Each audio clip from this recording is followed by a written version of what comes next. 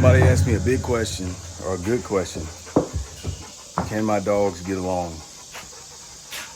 I know you see them separated.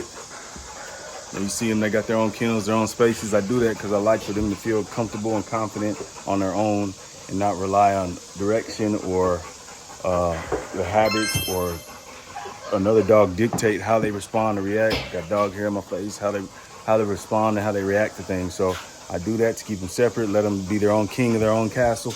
Everybody has their own castle to be king of. But in times of need, I can kennel them up inside the house. I can let them run in the house together. I can actually put them in these kennels together where they can spend days or spend the night together, whatever needs to be done. And it's no big issue. But I like for them to be independent and confident on their own. So to keep them separated, it kind of helps with that.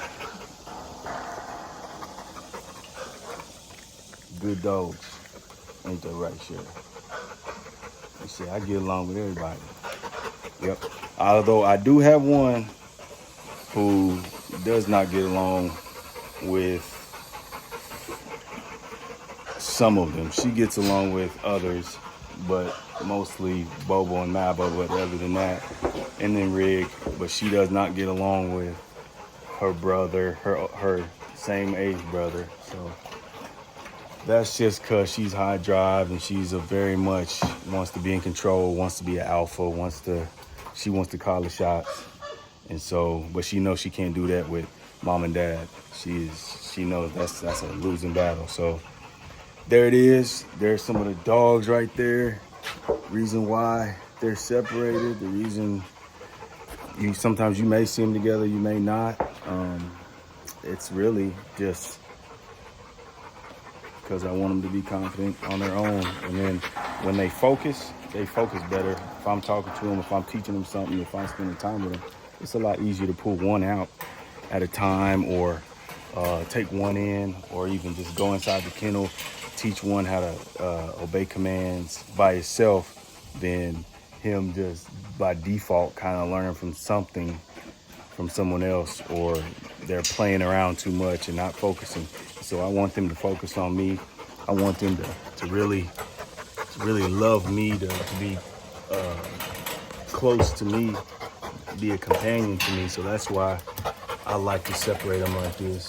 But when I want them to get good exercise, I will let them run the yard together. And just monitor, as always. You got kids, or you got a bunch of dogs, you want to monitor them, make sure no one's getting out of hand, make sure no one's testing the limits. And it may not be an issue now, but it could cause one later. So you want to kind of nip things in the bud. Another thing, I'm gonna do a video on being scared of your dogs.